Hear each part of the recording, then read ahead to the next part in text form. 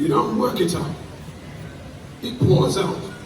And when God anoints someone, whether you know him or not, once you're anointed, no demon, no devil. I want you to understand that God is speaking to an unregenerated man here and saying, so many of us, we are so wrapped up in our positions and our titles, and we feel that the more titles we have, the more anointed we are. It's nonsense. God has people who are not even born again that are anointed for his purpose. And more preachers need to meet those people, because they're the ones that are bringing change. And they're the ones that show us the treasure that God has in dark places.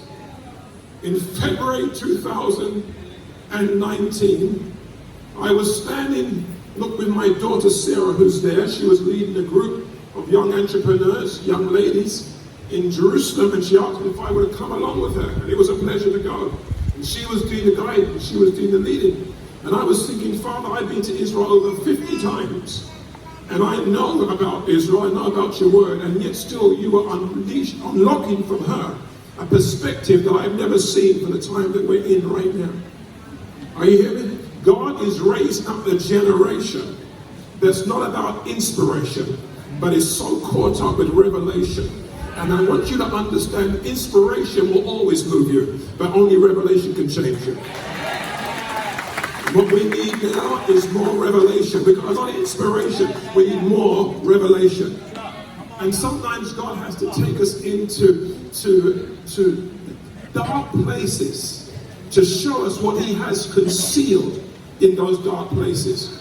Sarah said to me on that second to last day of us being in Israel, Dad, can you just share something with us? And we were looking over the valley of Gehenna, where Moloch, the children, Israel had turned away from God. They were sacrificing their children to Moloch. And we're in that valley, but right on the other side of that valley, right there is Absalom's tomb.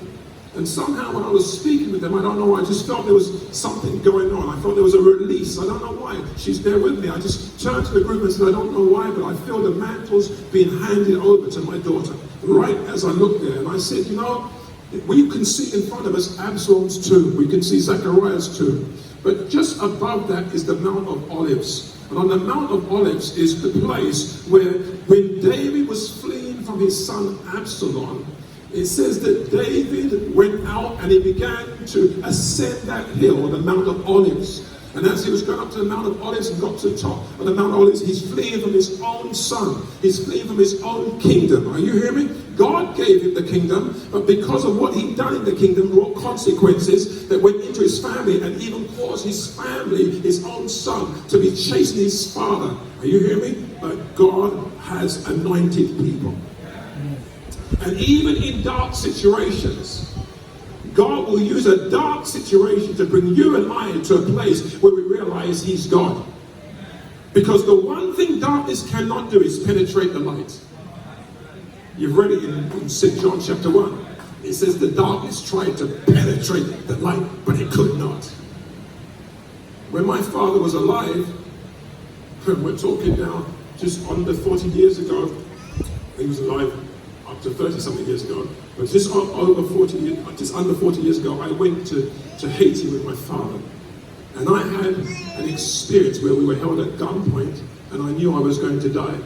God used that experience of total darkness, when there was no hope for us to come out, to transform my life, to bring me and show me the light that when in the airport people were throwing themselves down and confessing their sins, and no one preached.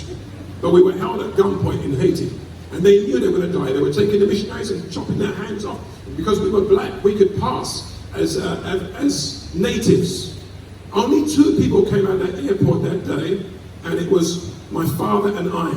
In that situation, you need to understand, I just come from England, where I was leading millionaires to the Lord, seeing my boss give his life to the Lord, seeing people get saved. Your gift can take you where your character can't keep you. Amen. So I had the gift working inside of me of evangelism and saw the rich people coming to the Lord. But when I went into the heart of voodooism, the most darkest place, I fell to pieces. I saw my mother flash before me, my sisters. I wasn't married at the time. I saw my whole life flash before me, and I knew I was going to die. And I remember all I could hear was my mother's voice. She was in England singing, "When peace like a river attendeth my way, and storms like the sea billows roll, whatever my lot, you have taught me to say, it is well with my soul." I didn't know later in life that God would bring the granddaughter, great-granddaughter, that man who penned those words into my life to impact my life. Let me tell you something right now. I used to play the Hammond organ. Remember those days? You used to play the guitar. And I used to play the Hammond organ, and people would come and say, "Oh, you're so anointed." And even when I played, people used to cry, not because I played badly, but because the anointing. But I realized that inspiration can move people. But when I got a revelation of Jesus Christ, God done something inside of me that the talent and the gift that I would rely on, no longer I was relying on. He started to use a thing that didn't work. I used to have a stuttering tongue. It took me a long time to get words out. But what he started to do when I began to see that he is Christ and he is Christ alone, he started to use the tongue instead of the fingers.